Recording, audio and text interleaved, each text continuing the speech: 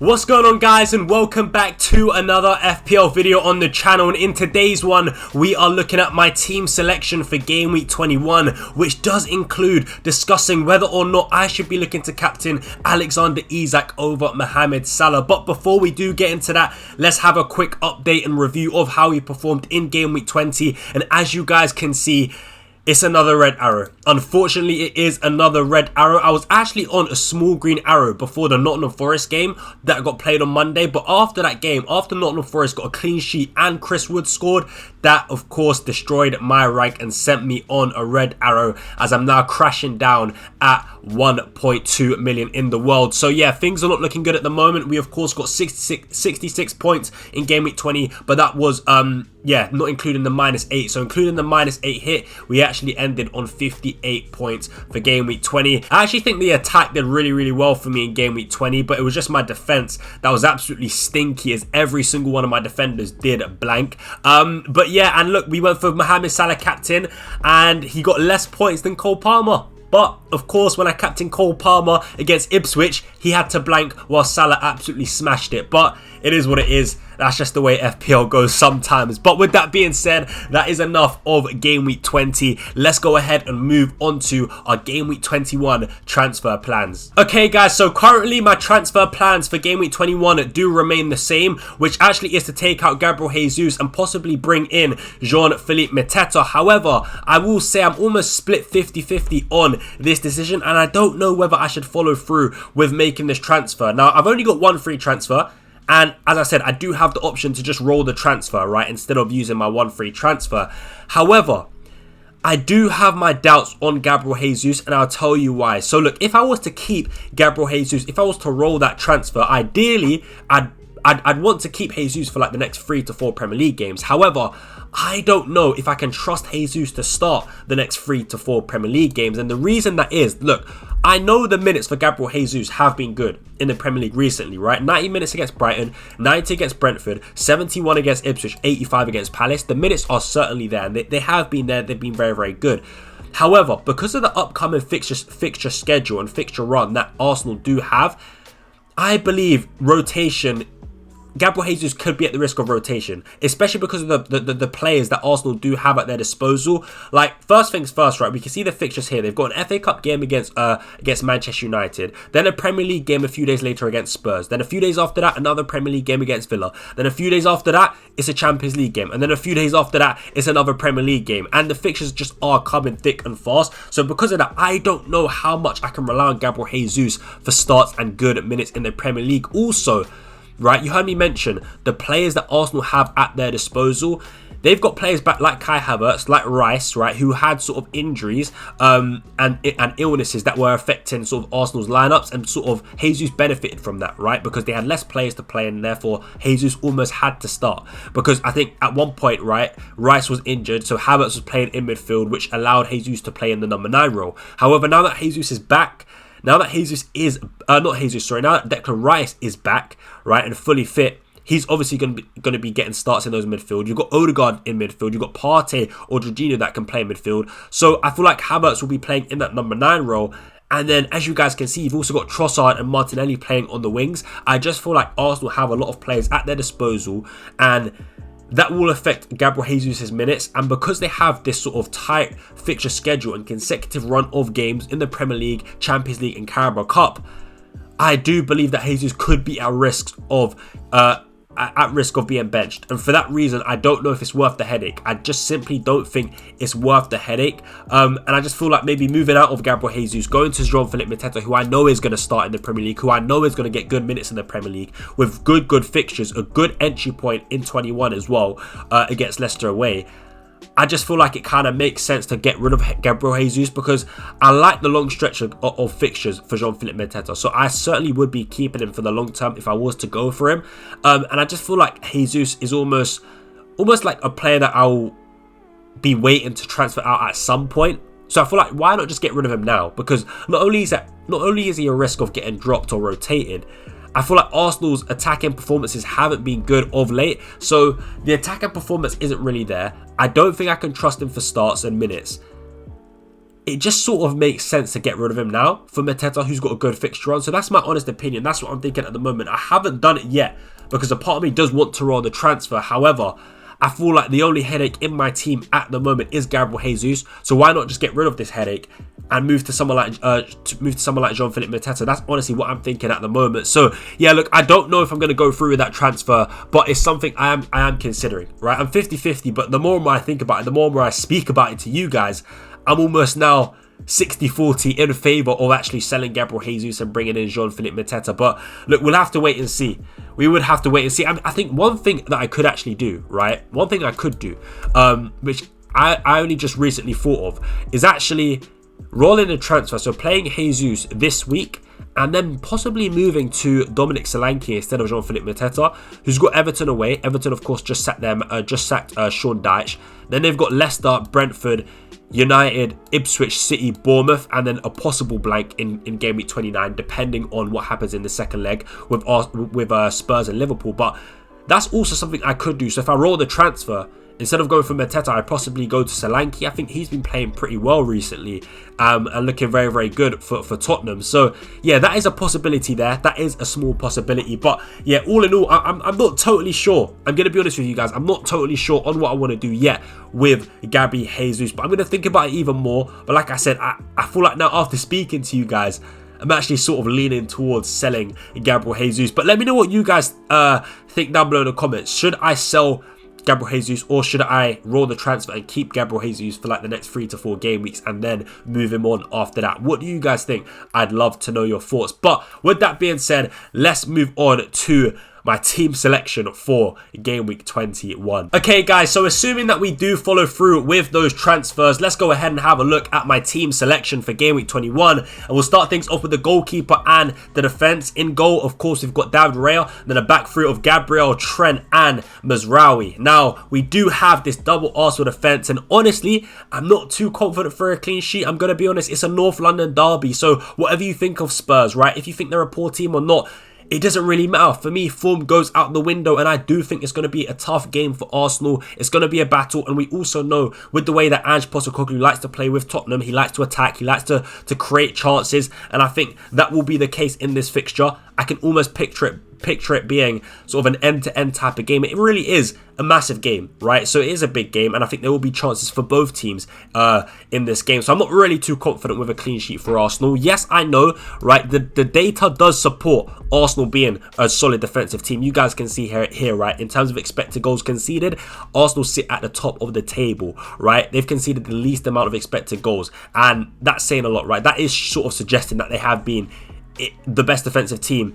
in the last 6 Premier League games, for example. So look, the data does support Arsenal being a good defensive team, but for me, they always do seem to find a way to concede goals, and I think throughout the season they have been pretty inconsistent on just a purely clean sheet basis. So all in all, right, with that sort of in mind, and with also it being a North London derby, I'm not really confident with an Arsenal clean sheet, but you never know. Let's see what happens. They did manage to get a clean sheet in the reverse fixture as well, in the 1-0 win earlier on in the season. I think Gabriel scored. So yeah, let's see what happens. But yeah, I do think it's going to be a tricky game for Arsenal. But we also do have Trent Alexander-Arnold and Nottingham Forest away. I think on paper that's actually a good fixture for a defender. I honestly think Liverpool, right? Liverpool do look.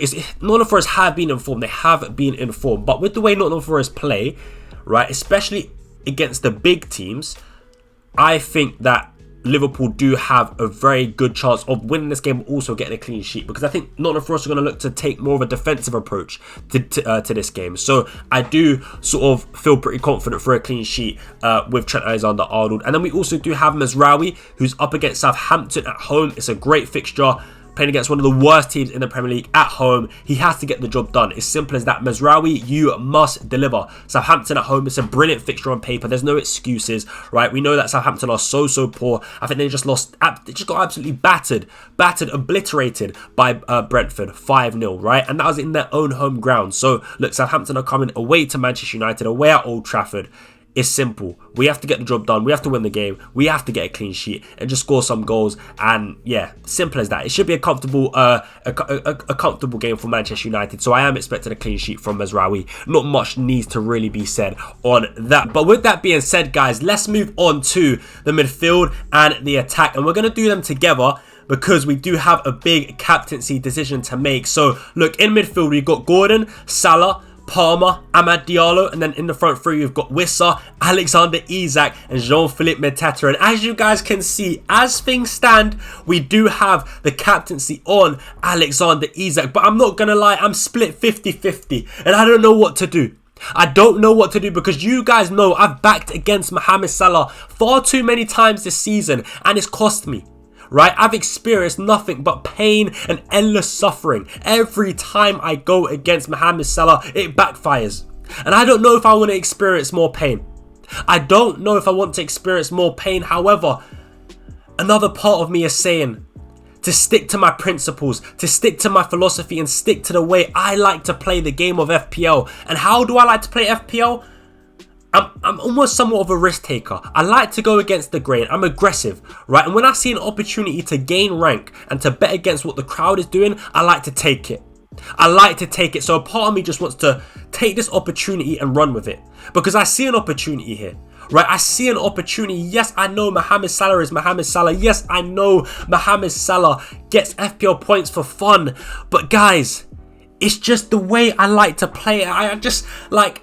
Honestly, the way I like to play, Isak is playing against Wolves at home, guys, right? Wolves at home. On paper, it's a much better fixture than playing against Nottingham Forest away from home this season. And also, Alexander Isak is the man in form right now, bro. Yes, Mohamed Salah is too. I cannot deny that. But so is Alexander Isak. Isak is scoring goals week in, week out for fun.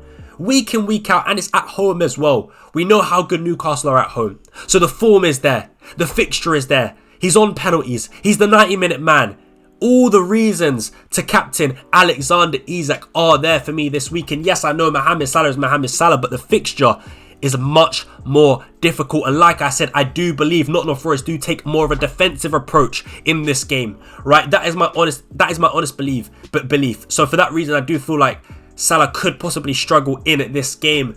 So I do want to go with Isak captain. I really do. It's so tough though. It's so tough because you guys have known I've gone against Mohamed Salah a lot. Going for the likes of Cole Palmer, right, against Ipswich, while Salah plays against West Ham. We saw how badly that went. And I just don't know if I've got it in me. Like I said, I've suffered enough, guys. I've suffered enough. My rank has suffered enough. You know what? That's probably the reason why I'm ranked at 1.2 million. Because I've not captained Mohamed Salah enough this season. He's punished me. And I don't know if I want to go through that pain. It scares me. Honestly, it scares me. It scares me. Going against Mo Salah, right? I have nightmares about that, guys. You think I'm joking? I literally have nightmares about going against Mohamed Salah for captaincy, right? But as I said, the urge to captain Isak is so high because it's the way I like to play the game. But look, I'm not going to go on and on and on. At the moment, it's on Isak. It could genuinely change, but I could just leave it as it is because I like the fixture. I think on paper, it's a better fixture. So why would I not go for Isak? But let's just see. I don't know, man. I don't know. Look, I don't want to waffle on for far too long. But honestly, this is just what's going through my mind right now. I honestly don't know. I'm split 50-50. I really want to do Isak, but I'm scared. I'm just scared. It's simple as that. I'm scared. I'm scared to go against Mo Salah because I've suffered one too many times. That's just the honest truth. But yeah, that's what I'm thinking at the moment. Look, we also do have Gordon. So we have a double up with Newcastle against Wolves. So I'm feeling pretty confident there because I do expect Newcastle to score quite a few goals and to beat this Wolves side who have the possibility of injuries as well, by the way. I forgot to mention that Wolves do have some possible injuries at the back. You know, Semedo, I think he's got a hamstring injury. I think a hamstring issue, I should say. I think Dawson does have a calf issue as well. So yeah, the defense is looking pretty weak. Totti as well is a big miss for them, who does have a hamstring injury and will be missing the next game against Newcastle. So yeah, there are some injury concerns there with the Newcastle defenders. So all in all, I think Gordon and Isak, feeling pretty confident with that double up. Of course, we've spoken about Mo Salah. I think it's a pretty tough game for Liverpool's attack. I'm not going to lie. I do expect Nottingham Forest to really dig deep and defend in this game. But let's see what happens there.